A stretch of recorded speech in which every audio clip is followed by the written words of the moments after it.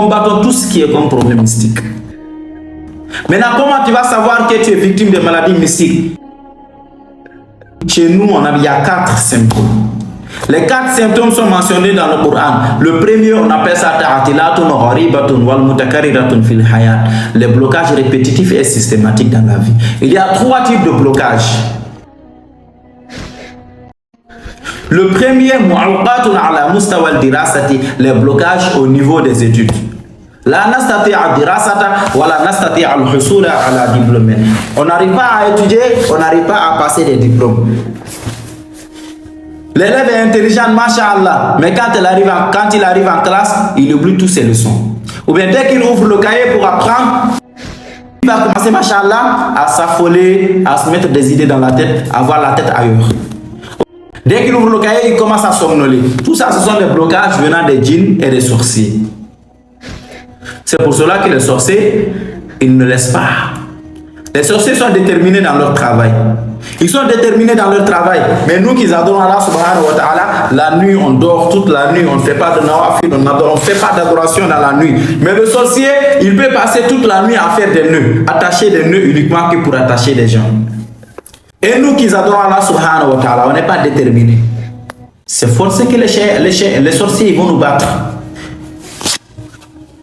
Le deuxième niveau de blocage, insidadun fil amal, les blocages au niveau du travail. Là, on n'arrive pas à travailler, on n'arrive pas à économiser d'argent. Chaque fois qu'on a de l'argent et on a, machallah, des maladies qui viennent, quand on met tout l'argent dans la maladie, et comme ça, machallah, la maladie va partir. Et après, on se retrouve à la santé, mais lorsqu'on a de l'argent encore, ça revient à la même chose aussi. Donc l'objectif c'est pour ne pas que vous puissiez construire quoi que ce soit dans votre vie. Ou bien quand on a de l'argent, l'argent ça coule dans notre main comme la manière dont la rivière coule. C'est comme ça l'argent coule dans votre main quand vous avez des blocages au niveau du travail. Ça ne va pas entre vous et ceux avec les gens que vous travaillez.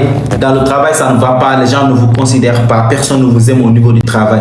Après, vous doutez de vous-même. Le troisième niveau de blocage, on appelle ça les blocages au niveau du mariage. Là, on n'arrive pas à se marier, on n'arrive pas à avoir des enfants. Pour se marier, c'est tout à fait un problème. On a des moyens, mais pour se marier, c'est un problème. Ou bien même quand on est marié, on ne supporte pas le contact de notre mari, ou bien si c'est l'homme, ne supporte pas le contact de sa femme. C'est la déchirure dans la famille. Maintenant, ce sont des disputes. Plus on en parle, plus ça devient grave. Plus on en parle, plus ça devient grave. Donc ça, ce sont des problèmes de blocage. Allah subhanahu wa ta'ala il dit inna ma'al usri yusra. Auprès de la difficulté, il y a une facilité. Maintenant, quelqu'un qui est bloqué dans sa vie, après une difficulté, c'est une autre difficulté, ainsi de suite, ainsi de suite. La personne n'a pas de facilité dans sa vie. Parce que ce sont des blocages, c'est la sorcellerie, ce sont des problèmes de djinn qui le fatiguent, qui bloquent la personne. Jusqu'à tel point que la personne s'assoit, ne peut pas croire que c'est du hasard. La personne ne peut pas croire que c'est du hasard. Pourquoi? Parce que à chaque fois, ce sont les mêmes blocages qui se répètent. Et ça, c'est la sorcellerie. Alors, subhanahu wa ta'ala, il dit dans le Coran, on cherche protection auprès d'Allah subhanahu wa ta'ala contre celles qui soufflent sur les nœuds. Contre celles qui soufflent sur les nœuds. Parce que les sorciers ou des sorcières, ils vont réciter les choses sataniques sur les nœuds, ils vont attacher, lorsqu'ils vont attacher, ça va bloquer votre vie.